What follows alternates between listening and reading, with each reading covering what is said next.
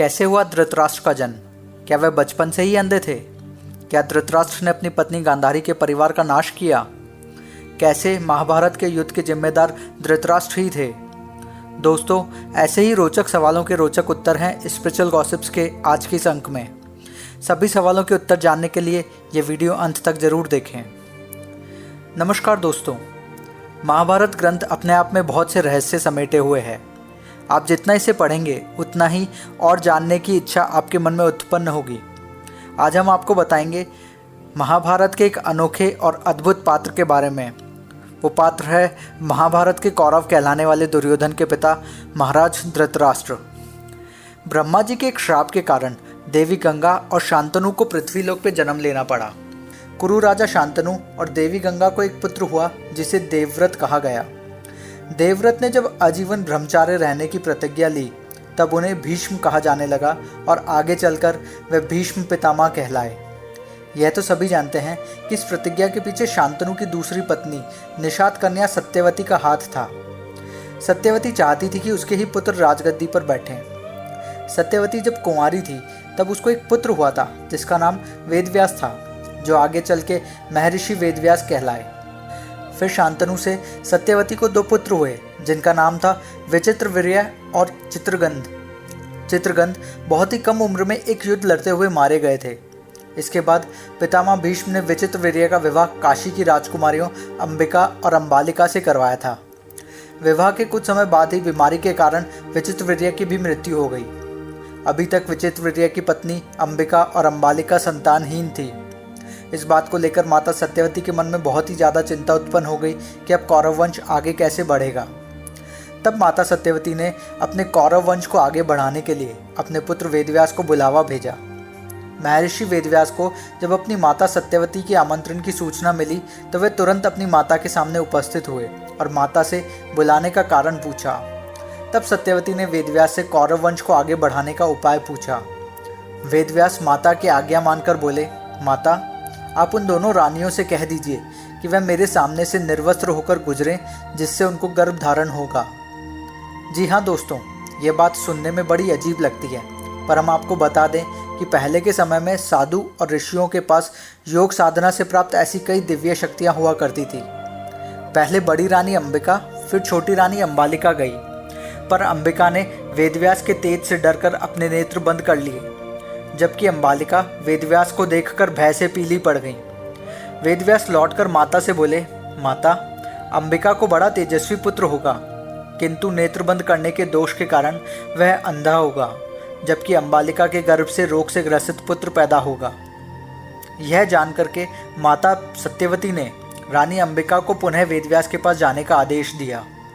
इस बार बड़ी रानी ने स्वयं न जाकर अपनी दासी को वेदव्यास के पास भेजा। दासी बिना किसी संकोच के वेदव्यास के सामने से गुजरी। इस बार वेदव्यास ने माता सत्यवती के पास आकर कहा, माते, इस दासी के गर्भ से वेद वेदांत में पारंगत अत्यंत नीतिवान पुत्र उत्पन्न होगा। इतना कहकर वेदव्यास तपस्या करने चले गए। अंबिका से धृतराष्ट्र, अंबालिका से पांडु और दासी से विदुर का जन्म हुआ। तीनों ही ऋषि वेदव्यास की संतानें थीं। बचपन में धृतराष्ट्र, पांडु और विदुर के पालन पोषण का भार पितामह भीष्म पर था। जब ये तीनों बड़े हुए तो इन तीनों को विद्या अर्जित करने के लिए पितामह भीष्म ने इन्हें गुरुकुल भेज दिया। गुरुकुल में विद्या अर्जित करते हुए धृतराष्ट्र बल विद्या में श्रेष्ठ हुए, पांडु धनुर्विद्या में श्रेष्ठ हुए और विदुर धर्म और नीति में पारंगत हो गए। जब धृतराष्ट्र, पांडु और विदुर बड़े हुए तो कौरव वंश का राजा पांडु को बनाया गया। क्योंकि धृतराष्ट्र जन्म से ही अंधे थे और विदुर एक दासी के पुत्र थे, इसलिए उन्हें राजा नहीं बनाया जा सकता था। राजा पांडु की मौत के बाद धृतराष्ट्र को कौरव वंश का राजा बनाया गया। राजा बनने के बाद पितामह भीष्म ने धृतराष्ट्र का विवाह गांधार की राजकुमारी गांधारी से कराया था। यह विदित है कि विवाह पूर्व गांधारी को यह नहीं मालूम था कि उनके होने वाले पति जन्म से अंधे हैं। विवाह बाद जब गांधारी को यह ज्ञात हुआ तो उन्होंने भी अपनी आंखों पर पट्टी बांध ली और सारा जीवन एक नेत्रहीन की तरह गुजारा। कहा जाता है महाराज धृतराष्ट्र ने गांधारी के सभी परिवारजनों की हत्या करवाई थी। गांधारी से विवाह के बाद जब महाराज धृतराष्ट्र को पता चला कि कुंडली दोष के कारण गांधारी का विवाह एक बकरे से हुआ था और बाद में उस बकरे की बलि दे दी गई थी, यह बात धृतराष्ट्र और गांधारी के विवाह के समय छुपाई गई थी। जब धृतराष्ट्र को गांधारी की इस बात का पता चला तो महाराज धृतराष्ट्र को अपने ससुर अर्थात गांधार नरेश सुबला और उनके 100 पुत्रों पर बहुत गुस्सा आया और उन्होंने गांधार नरेश सुबला और उसके पुत्रों को कारावास में डालकर बहुत यातनाएं देने का आदेश दिया।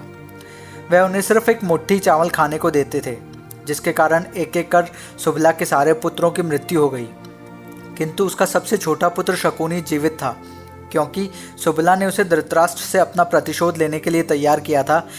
इसी कारणवश वह अपने और अपने सारे पुत्रों के हिस्से का चावल शकुनी को दे देते थे ताकि वह जीवित रहकर अपना बदला ले सके।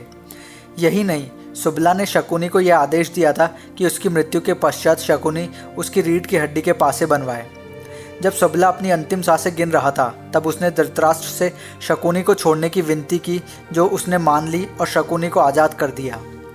बाद में शकुनी ने अपने पिता की रीढ़ की हड्डी से पासे बनवाए, जो कौरवों के नाश का कारण बने। धृतराष्ट्र अंधे थे, लेकिन जब उन्हें यह पता चला कि गांधारी को 100 संतानों को जन्म देने का वरदान प्राप्त है, तो उन्हें अंधेपन का जो दुख था वो मिट गया था। धृतराष्ट्र को गांधारी से 99 पुत्र और एक पुत्री थी। गांधारी जब गर्भवती थी तब धृतराष्ट्र के एक दासी के साथ इच्छा पूर्ति करने से युयुत्सु नामक पुत्र प्राप्त हुआ, जिसे मिलाकर धृतराष्ट्र के 100 पुत्र हुए। युयुत्सु अंत में कौरवों का साथ छोड़कर पांडवों के पास चले गए थे। एक अन्य कथा के अनुसार धृतराष्ट्र अपने पिछले जन्म में बहुत बड़े राजा थे।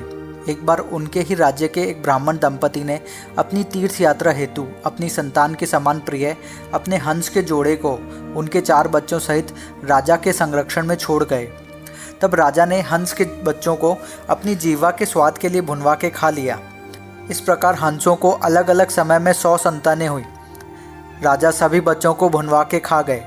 अतः हंसों का जोड़ा संतानहीन होने के दुख में मर गया। कई वर्षों बाद जब ब्राह्मण दंपति तीर्थ से लौटे तो राजा ने उनसे झूठ बोल दिया कि हंस तो बीमार होकर मर गए। ब्राह्मण दंपति को राजा पर पूरा भरोसा था। वे उनकी बात मानकर विलाप करते हुए चले गए। प्रजा की धरोहर के प्रति लालच और विश्वासघात जैसे कर्मों का दंड धृतराष्ट्र को अपने अगले जन्म में भुगतना पड़ा। भगवान श्री कृष्ण ने जो गीता में संदेश दिया था उसे अर्जुन के अलावा संजय और धृतराष्ट्र ने भी सुना था। उसमें भगवान ने कहा था कि सब कुछ पूर्व निर्धारित है, सबको उनके कर्मों का दंड भोगना होगा।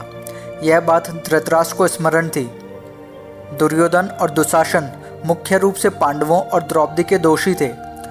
उनकी दुर्दशा धृतराष्ट्र उनके कर्मों से जोड़ रहे थे, परंतु उनके बाकी पुत्रों का क्या दोष था? यह प्रश्न धृतराष्ट्र के मन में बार बार उठ रहे थे। यह बात धृतराष्ट्र ने महाभारत के युद्ध के बाद श्री कृष्ण से पूछी। तब केशव ने बताया, राजा और सामर्थ्यवान लोगों को कर्मों का दंड विशेष रूप से भोगना पड़ता है। ईश्वर उन्हें सामर्थ्यवान बनाते हैं तो उनसे ज़्यादा जिम्मेदार होने की आशा भी करते हैं। महाराज धृतराष्ट्र ने राजधर्म का पालन नहीं किया और लोगों के साथ विश्वासघात किया। केशव बोले, सबसे बड़ा पाप है विश्वासघात, और धृतराष्ट्र उसी का फल भोग रहे हैं। दोस्तों, आज के कथांश में सिर्फ इतना ही। आगे आने वाले वीडियोस के लिए हमारा चैनल स्पिरिचुअल गॉसिप सब्सक्राइब करना ना भूलें। हमारी आज की जानकारी आपको कैसे लगी कमेंट्स बॉक्स में ज़रूर लिखें। धन्यवाद।